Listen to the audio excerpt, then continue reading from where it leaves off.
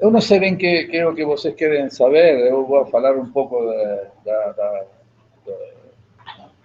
da ESUD, em realidade vou falar um pouco também do Conselho de Defesa Sudamericano, algumas perspectivas, o que me parece que está acontecendo e o que possivelmente possa vir a acontecer. Eu estou analisando isso em um contexto no qual há uma mudança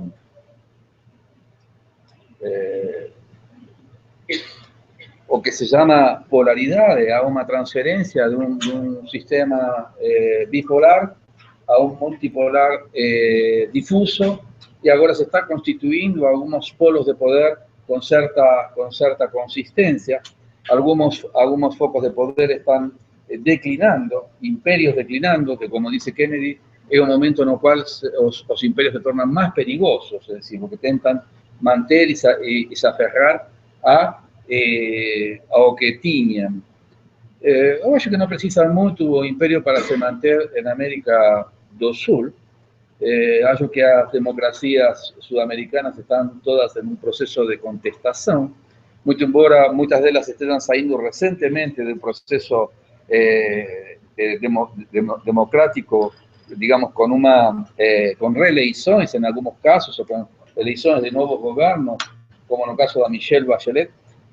Todos estos gobiernos de izquierda, esta renovación de esos partidos, están muy contestados, es decir, es una democracia muy enfraquecida. O cual, a primera medida que se toma en estos casos de democracias enfraquecidas es evitar turbulencias en la área militar.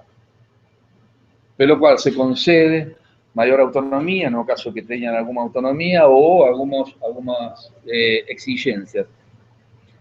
Ciertamente los militares sudamericanos no tienen ningún interés en dar un golpe, ni mucho menos, pero sí tienen interés en mantener las democracias contestadas para poder operar dentro del régimen democrático, quiere decir con renovación electoral. A eso se limita los sistemas democráticos, más débiles por la contestación, debilitados por la contestación, como nos vemos aquí no Brasil, mas en todos los países sudamericanos más o menos la situación es esa, son democracias bastante discutidas. No que sean ilegítimas, ni ilegales, ni mucho menos, mas há una contestación social a esas democracias, o que eleva a los gobernantes a gobernar en una situación de inferioridad, de enfraquecimiento, y por tanto a conceder, por lo menos para las Fuerzas Armadas, evitar a turbulencia. En ese sentido, nós temos o Conselho Sudamericano de Defesa en un momento de consolidación de su tesitura. A propia UNASUR ya tiene su sede, una sede física importante, grandiosa, gigantesca, modernosa y vacía. Vacía porque los estados no tienen dinero para preencherla. Es decir, ni dinero para escribanía, mucho menos para funcionarios políticos que deben trabajar dentro de esa estructura burocrática. Justamente por eso también hay una demora en la consolidación de la estructura burocrática da UNASUR. No estoy ainda hablando del Consejo de Defensa, estoy hablando de UNASUR. Es decir, se nomeó o secretario general da UNASUR, también un secretario enfraquecido, dice, contestado en la propia Colombia, no tiene representatividad en la propia Colombia. Por otro lado, eso puede ser negativo, pero puede ser también positivo. Colombia no tiene un posicionamiento dentro de América del Sur importante. Es reconocida como un país fuerte, con fuerzas armadas muy treinadas, muy combativas, mas que vive de costas a América del Sur. Es decir, las previsiones de renovación de sus fuerzas armadas, quiero decir, concluido o conflicto, bueno, concluidas las negociaciones pueden ser positivas o negativas. Positivas me refiero a que se resuelva el conflicto, se llegue a paz, o negativas que se paralice la negociación sin ningún resultado efectivo, es decir, que se mantenga a situación de conflictividad. En ese segundo caso, que eu acho más improbable, así que continúe a guerra va a recrudecer y posiblemente haya un arrinconamiento de las Fuerzas Armadas Revolucionarias de Colombia sobre las fronteras y eso pueda llegar a no solo desbordar en términos de migración forzada por la guerra, más también desbordamiento militar, es decir, levando a otros países a vorágine bélica en esa región. Mas, si el resultado de la negociación fue un resultado positivo, tal vez esa situación sea peor para América del Sur, en el sentido de que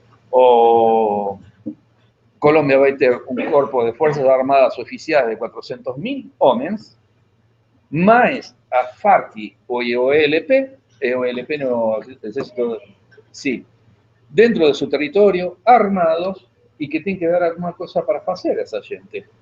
Va a ser perto de 650.000, 670.000 personas armadas, cuya profesión es la guerra. No tienen otra profesión que no sea la guerra. Son soldados que desde los 12 años están con una R15 de nomato, y esa R15 no apenas es su aferramenta de trabajo, sino también de reconocimiento social. Por tanto, una de las cuestiones más complicadas de la resolución de este conflicto es o qué se hace con esas personas armadas, cómo se absorben todas esas personas armadas, porque inclusive a fuerzas de seguridad, como se llaman ellos, tanto ejército cuanto policía, se llaman fuerzas de seguridad en Colombia. Esas fuerzas de seguridad, sin un objetivo específico, que era combate de contrainsurgencia, van a ser desempleados. Si son también soldados o soldados de las fuerzas oficiales de Colombia, van a tener que se readaptar. Es decir, los que ya están en cargo de comandancia muy alta, serán realmente inútiles dentro de las Fuerzas Armadas, y los más jóvenes serán readaptados, infelizmente no en un perfil sudamericano, sino que Colombia está pretendiendo readecuar sus Fuerzas Armadas como Fuerzas Armadas, digamos, de aplicación externa, de apoyo a la política externa y de defensa concretamente, no modelo de la OTAN. Es decir, no hay un objetivo de procurar aprovechar ese recambio para procurar una identidad sudamericana, mas todo lo contrario, procurar una escisión de América del Sur, procurando una identificación con la OTAN y con sus parceros históricos, que son los Estados Unidos y Occidente contra América Latina. El discurso de Obama en Panamá fue bien claro, es decir, está fortaleciendo justamente Colombia, Perú y México como una, digamos, como se llama, o Alianza do Pacífico, que también es una cuña para disminuir a incidencia de UNASUR y para disminuir a consistencia, digamos, de una integración sudamericana. En ese ambiente, entonces, de democracias que en este año estarán ciertamente más preocupadas por las cuestiones domésticas que las cuestiones regionales, poca importancia se va a dar para UNASUR, para el Consejo, para todo eso. Mas a una cierta inercia de proyectos que se fueron formulando el año pasado y el año retrasado, es decir, de 2013, digamos, de los planos de acción 2013, que van a comenzar a dar resultados en este momento. Dicen, en principio, habría ya un secretario general de la ONU, después de un interregno posterior a la muerte de Néstor Kirchner, o de algún chanceler colombiano que esté asumiendo a UNASUR, mas en realidad fue una vez a Quito, una o dos veces, sí, sin dar ninguna importancia. Samper, como decía, embora él no tenga mucha base de reconocimiento en Colombia, él es un animal político, y Sheila, que esta tal vez sea su última oportunidad para pasar a la historia. Entonces, yo estoy hallando que puede ser que por ese motivo, Samper venga a hacer alguna cosa en UNASUR. Sus primeras movidas, sus primeros discursos, sus primeras actitudes apontan a realização de uma agenda norte-americana na região. Puede ser guerra al narcotráfico, guerra contrainsurreccional, básicamente, y o delito o crimen organizado internacional. Agenda norteamericana aplicada en la región. Que en realidad viene a misturar, inclusive él quería, la primera propuesta de él fue crear una división de seguridad. Ahí fue convencido de crear una división de defensa. Mas, ante eso, él apuntaba una cierta concordancia con la agenda norteamericana, es decir, de tratar los problemas domésticos como problemas de defensa y colocar a las Fuerzas Armadas en función policial y no función militar, es decir, disminuir su funcionalidad defensiva y dejar esa defensa para los Estados Unidos. Por lo tanto, que no es poca cosa, eso significa que los Estados Unidos definen quiénes son nuestros amigos y quiénes son nuestros enemigos. O que significa no apenas una cuestión política de la área de defensa, mas definir quién es meu enemigo, quién es meu amigo, también define quién me compra y a quién puedo vender. Es decir, que las cuestiones comerciales también son atreladas a la definición de amigo y el enemigo. Es decir, no sé si ustedes lembran cuando Brasil quiso vender los super tucanos a Venezuela, que fueron bloqueados justamente por los Estados Unidos, que no permitió esa venta. Obviamente porque tiene tecnología embarcada norteamericana. Y lo mismo aconteció, para no pecar de viralata, con España, porque España también quiso sustituir a Estados Unidos en la venta de esos aviones para Colombia, y Estados Unidos también lo dejó. Eso para ustedes ver que las cuestiones de defensa y de autonomía estratégica no son una cuestión meramente de defensa, son cosas que dicen directamente a la política externa do país, directamente a política externa. Y no es solo en la área de la defensa y de la seguridad internacional, es también en comercio, porque eso es lo que está por detrás de todo esto, es decir, o comercio. Bueno, al final, se va a hacer una dirección de defensa, o director tendrá que ser escogido por los países miembros de la UNASUR, o vicedirector ya está haciendo, o como vicedirector, prerrogativa del secretario general. El secretario general ya está negociando ahí con algunas personas que algunos de ustedes conocen, para esa vicedirectoría. Ahí está el Consejo de Defensa, que es el consejo que más tiene funcionado dentro de la UNASUR, para no decir lo único, mas en realidad uno de los... Hasta hace poco tiempo a Saúde, o Consejo de Saúde también estaba funcionando un poco más. En este momento ya no está funcionando tanto, e inclusive o plano do Conselho de Infraestructura, concretamente o arco de fibra óptica que va a acercar América do Sul con fibra óptica para garantir la seguridad de la comunicación en la región, fue desenvolvido dentro del Consejo de Defensa. Fue pasado, obviamente, para el Consejo de Infraestructura, mas fue elaborado para la Defensa. ¿Por qué la Defensa funciona y los demás consejos no funcionan? A veces he tentado pensar que porque boa parte de la representación de la área de defensa son militares. Y ellos van a trabajar ahí con una misión, con una función, con objetivos, y ellos trabajan. Ellos hacen o deber de casa. Y los otros consejos tienen médicos, tienen académicos, tienen políticos, a veces van, a veces no van, y van dejando de ir, y moje. O Consejo de Defensa tiene otra cuestión importante del Consejo de Defensa, son los planos de trabajo, es decir, el Consejo de Defensa se mueve con planos de trabajo, o que denota también ciertos grados diferentes de institucionalización dentro del Consejo de Defensa. Tiene una institucionalización material, como por ejemplo en los centros de estudios estratégicos que funcionan en Buenos Aires, que fue creado en el 2010 prácticamente junto con los consejos, y lo que va a ser a UNASUR, que va a ser de aquí a 2 días, va a ser eh, ¿cómo se llama? Inaugurada. Su director, ustedes ya deben saber, porque ya fue mencionado, va a ser Antonio Jorge Ramalho, que hoy está en el Ministerio de Defensa. Hubo una cierta turbulencia porque Argentina hizo una proposta, que era Jorge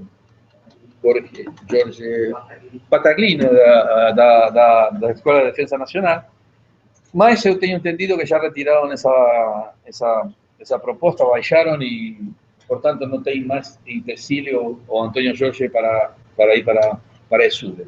Que seria, digamos, a concreção de um projeto que já vinha desde os primeiros planos de trabalho, onde se propõe não apenas buscar uma identidade estratégica, uma identidade no caminho hacia a defesa dos países sudamericanos, mas também en algunos aspectos se superponen a ESUDE con los centros de estudios estratégicos, ya que también está en los estatutos de la escuela ser una escuela de altos estudios, que teóricamente la escuela de altos estudios sería el centro de estudios estratégicos y la escuela sería más un instrumento de formación. Más lo que dice ahí en los estatutos y en los reglamentos es que también funcionará como un centro de altos estudios para la defensa. Eso todo buscando a identidad estratégica sudamericana, identidad conceptual, etcétera, etcétera. Hasta ahora el Conselho tiene avanzado consolidadamente. Insisto, no sé qué va a acontecer ahora con la situación de los países más preocupados por sus problemas domésticos. Há ainda también cierta permanencia de una mentalidad westfaliana, no apenas en las Fuerzas Armadas, como sería casi obvio, mas también en políticos y también en académicos. Es decir, ainda los académicos, los políticos, los militares piensan América del Sur como una área de disputa, de cuidado, de confianza y de equilibrio de poder.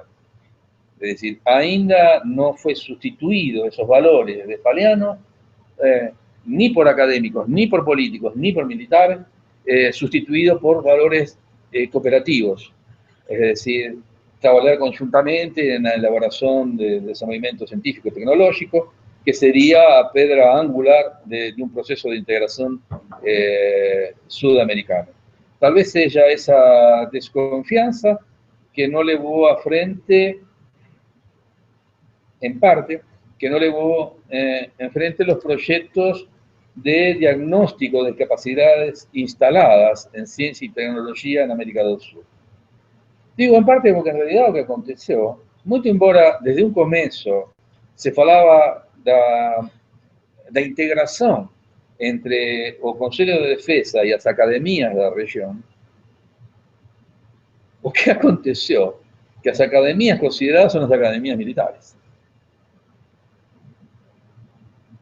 Inclusive a propia ESUDE tiene como uno de sus objetivos crear una red de instituciones de defensa, instituciones de pesquisa de defensa.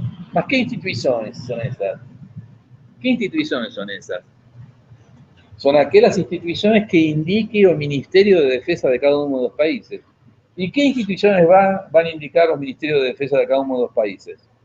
Un trabajo muy longo para hacer, trabajo político, obviamente, trabajo político permanente, mas no va a ser una cosa natural de incorporar universidades o academias civiles a ESUDE. Por tanto, eso va a merecer un cuidado y un trabajo político para poder, entrar en esa historia. Inclusive, una de las propuestas de los planos de acción era hacer un levantamiento de las capacidades instaladas en ciencia y tecnología. El resultado de eso fue apenas un site donde los países colocan sus ofertas en el área de defensa. Y lo que tiene en concreto son 3 fábricas de armamento que presentaron digamos, su booking para si algún país quiere comprar alguna cosa. Es decir, no houve realmente un levantamento das capacidades instaladas, o que implicaría un trabalho muito mais detalhado, muito mais profundo, sino simplesmente se fez um anúncio a ver que fábrica de armamento quer mandar alguma coisa e pronto, aí se colocaram. Inclusive, isso não é aberto ao público. Não ao público em geral, a nós, acadêmicos que estudamos esse tema. Não é aberto. Como não é aberto o Centro de Estudos Estratégicos, como não é aberto nada. Nada. Es decir, los ministerios de defensa, como por ejemplo o plano de, o libro de gastos, ¿cómo se llama? O registro sudamericano de gastos. En 2012 se presentó el primer registro, o rascunho del primer documento, en 2012, siendo que se refería a 2006-2010. Con 2 años de atraso se presenta o borrador con os gastos divididos por ítem e por país. Eu tive a oportunidade de verlo porque eu estive no momento do lançamento. Mas isso não se publicou até novembro de 2014, 2 anos depois, e com todos os gastos agregados. É dizer, se perdeu a dimensão de identificar quem gasta o quê. Es decir, no sabemos los gastos de América del Sur, mas no sabemos los gastos. Y ahí también se perdió ciertos avances metodológicos, como de Chile y Argentina sobre la metodología de CEPAL, donde se avanza en la cuestión del crédito, que se computa a quien toma o armamento y no a quien hace un investimento en dinero. Es decir, a CEPAL contabilizaba, por ejemplo, o Plano Colombia, o CIPRI lo contabilizaba para Estados Unidos, porque fue quien hizo gasto. Mas en realidad, cuando usted hace un análisis estratégico, no importa quién hizo gasto. Lo que importa es quién compra y o qué compra. Para yo saber para qué sirve ese material que está comprando y por lo tanto, evaluar para qué puede ser empregado y ver o significado do perigo para a región de esa compra. Aquí, con esta reforma metodológica de ese grupo chileno-argentino, se reformuló y se restableció esa orden, es decir, que se computaba o crédito de Plano Colombia para Colombia y no para los Estados Unidos, o quedábamos... Bueno, todo eso ficou sepultado ante a reunificación dos gastos de toda América del Sur. Lo que yo propuse ahora en Argentina, en esa reunión con o CONICET, es que se faça a partir da academia. No solo de academia, sino dos centros de financiamiento de investigación científica, como CNPq, como CONICET en Argentina, en fin, que eles façam o levantamento. Eles, acompañado con alguien que possa más o menos entender en qué medida, porque no son pesquisas en área de defensa, mas no es una pesquisa específica de área de defensa, son pesquisas que pueden realmente se traducir en insumos para la defensa. Yo siempre cito el caso famoso de ese grupo de psicólogas de Río de Janeiro que estudiaban el estrés empresarial. Y cuando salió Prodefensa, para aprovechar ese financiamiento, ellas pasaron a estudiar, en lugar de estrés empresarial, estrés no combatente. Antes de la misión de paz, durante la misión de paz y después de la misión de paz. Es decir, transformaron una pesquisa que no era en absoluto dedicada a defensa como una pesquisa que constituía un insumo importante para la defensa. Los resultados fueron importantes. Es decir, hasta qué punto el estrés dificulta o potencializa la capacidad del combatiente, todo eso. Eso fue un bombón. Entonces, sería localizar pesquisas en diferentes países, en diferentes campos, y también a complementariedad de esas pesquisas. ¿En qué medida esas pesquisas se complementarían para producir insumos para defensa? Insumos para defensa no son simplemente misiles y submarinos nucleares, comida deshidratada, zapatos, ropa, cintos, municiones, porque el soldado precisa de todo eso para combater. Y también exige una tecnología, porque no es cualquier ropa, es ropa específica para determinado tipo de combate. Basta ver a Guerra de las Malvinas, os soldados argentinos con llenos de ropa que ni conseguían se mover de tanta ropa y ainda así carrenados de frío. Y los ingleses venían apenas con la camisilla, la ropiña y unas pillas que no tiraba movilidad, no tiraba combatividad. Eso no es una tecnología para tirar al agua, es una tecnología que dá para fazer en América do Sul. Un fusil de asalto no es una tecnología que no possa ser desenvolvida en América do Sul. Zapatos, Colombia desenvolvió unos zapatos de... Claro, la preocupación de las minas antipessoais que usan a FARC. Entonces desenvolvieron unos zapatos de combate contra minas antipessoais. Mismo Colombia disminuyó de 45 a 15 kilos a mochila de víveres. Eso, no sé si vos perciben importancia, más 30 kilos, después de 3 horas de andar en un mato húmedo, con lluvia, todo eso son toneladas que se elevan a las costas. Entonces, son tecnologías que América del Sur está comprando de fuera. Hasta el uniforme de las Fuerzas Armadas brasileñas comprado en China. Y no por la calidad, sino por el precio. Cuando podría ser feito por Paraguay, por cualquier país sudamericano, ainda que seja más caro comprar a ese país desenvolve tecnología, da mano de obra para sus ciudadanos, a tecnología fica en América do Sul, y a gente vende super tucano en troca dos uniformes. Es decir, pierde dinero en la compra de uniformes, más vende super tucano. O que importa de esto es que si Brasil usa uniforme paraguayo, no va a poder entrar en guerra contra Paraguay. Esa importancia do travamento na complementariedade da produção na área de defesa. Impedir que os cooperantes façam guerra. E não tem como fazer guerra. O importante é, sim, o mesmo fuzil de assalto, o mesmo calibre, mas ainda prima a desconfiança. Houveram alguns avanços, construíram algumas coisas, mas ainda está todo muito verde.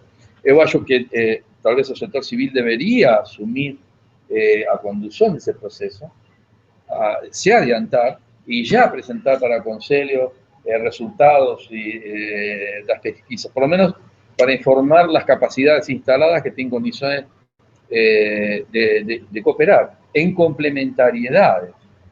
Porque si un avión es feito, una asa en Argentina, o un spoiler en Bolivia, o corrector o a mira, bueno, ahí vos faz con que todos esos países participen, mas también traba a posibilidad de tener guerra entre esos países.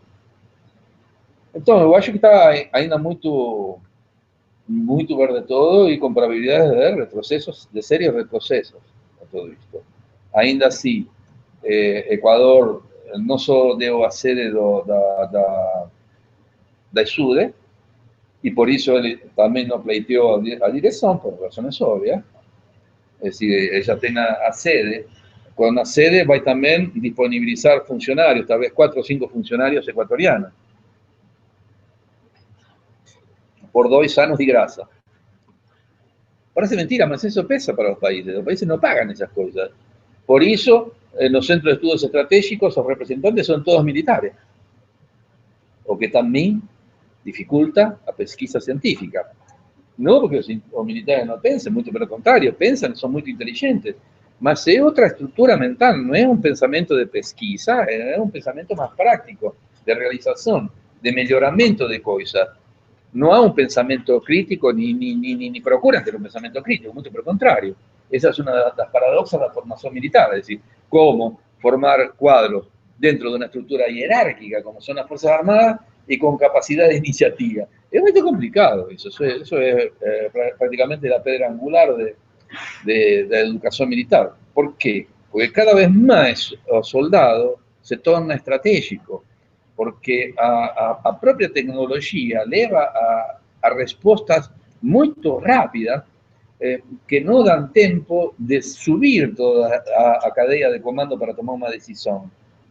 Então, un soldado que está con un drone, a veces tiene que, o con cualquier otra cosa, o que ve en un radar que está viendo un misil transatlántico, tiene que tomar medidas, tiene que decidir.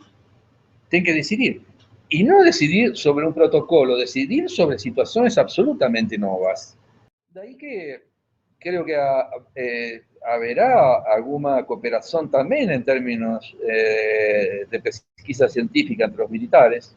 Ya está habiendo alguna, pero con determinados países. A países que cooperan con uno, no cooperan con otro que coopera con aquel y no coopera con, en fin. Es decir, hay una resistencia de valores de desconfianza y todo. Que están eso. Claro, es decir, Chile, Bolivia, Chile y Perú están una disputa bastante complicada. Difícilmente llegan a las armas, mas están longe de confiar uno en otro como para cooperar. Ainda assim, nós pensábamos inicialmente que a transparência era a condição de possibilidade da cooperação. Es decir, si no hay transparencia, si yo no consigo mostrar lo que yo tengo, no puedo cooperar con mi vecino. Mas eso es falso. Eso es falso. Primero, porque no se llegó a transparencia y difícilmente se llegue inmediatamente. Vean que la transparencia no es entre los ministerios de defensa, es entre los ministerios de defensa y la ciudadanía. Con la presión norteamericana nuevamente en la región, particularmente sobre los países de la Alianza del Atlántico, Alianza del Pacífico, quiero decir, eu não sei qual será o futuro do Conselho de Defesa Sul-Americano. En principio, se vai manter com a inércia que se mantém todas as instituições criadas, todas as instituições internacionais criadas.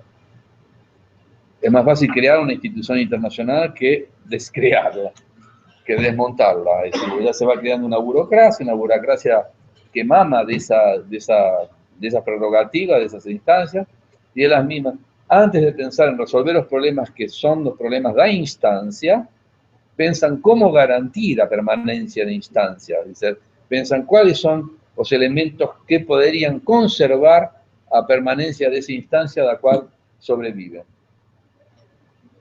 Ainda assim, eu acho que tem a escola é um bom incentivo para o desenvolvimento em princípio, seria um foro para avaliar os cursos que están sendo dados. Hago una recomendación de que los cursos conten con profesores de todos los países, o de varios países de América del Sur, es decir, que no sea apenas de un único país del que estaba ofreciendo. También se proponen hacer pesquisas, que en ese sentido me parece un poco ir encima dos centros de estudios estratégicos. Las instituciones que formarán a red da ESUDE son instituciones que son los ministerios de defensa que van a designar. Ahí va a depender también del juego político que tengan las partes y que tengan también a los institutos que estudian estos temas, es decir, la capacidad que tengan de se mover, de influenciar, de ascendencia sobre Antonio Jorge o sobre Osamper, en fin, para que las estructuras se abran más para la academia en cuanto a posibilidad de recursos y también de fornecer subsidios para deliberaciones de estos. En principio, creo que Antonio Jorge continuará estableciendo una ponte con la academia civil, mas eso él no va a tener absoluta autonomía. A un consejo, ese consejo es un consejo de ministros. Y los ministros ainda son muy receosos de sus cosas, de sus prerrogativas, y ainda cheios de desconfiança. Ainda cheios de desconfiança. Quero dizer, posso parecer pessimista, na realidade sou pessimista. Así que para isso cruzou. Mas eu acho que esse é o caminho. O Conselho de Defesa Sul-Americano é o caminho. Se está avançando em tudo isso. Já está criado, é uma forma agora de entrar en esa órbita y tentar influenciar, tentar colocar propuestas para que funcione de la manera más democrática y ciudadana posible. Si da un claro divorcio entre el Consejo y a sociedades sudamericanas. En todos sus tentáculos no, en todas sus instituciones también, es decir, los centros de estudios estratégicos y todo eso. No sé si alguien esteve na vez de Belém, donde esteve o director do Centro de Estudios Estratégicos e o vicedirector, os dois estavam, né? O Pablo Chile e o Alfredo Forti, que eu cobrei deles, que isso era um compromisso da criação do Conselho de Defesa, establecer os vínculos com a Academia Civil, e o único que fizeram foi establecer vínculos com a Academia Militar. Os civiles ainda estamos absolutamente ao margem do que acontece no Conselho de Defesa, a menos que tenhamos influências pessoais aí, essas coisas, mas não há, institucionalmente, não há uma abertura ao mundo acadêmico e não há instrumentos que venham a abrir isso no curto prazo. Sí, eu acho que tem algumas fendas nos documentos que permitirían ir metiendo, es decir, si los ministerios de defensa abren un edital para ver qué institutos de defensa se presentan para participar de dos cursos, bueno, eso ya sería un avance, porque ahí los institutos civiles también podrían presentar proyectos de curso y todo eso. Más allá, nuevamente, vamos a depender de los ministerios de defensa. Bueno, eso. Fico contento que estén todos interesados por ese tema. Pensé que ninguém se interesaba.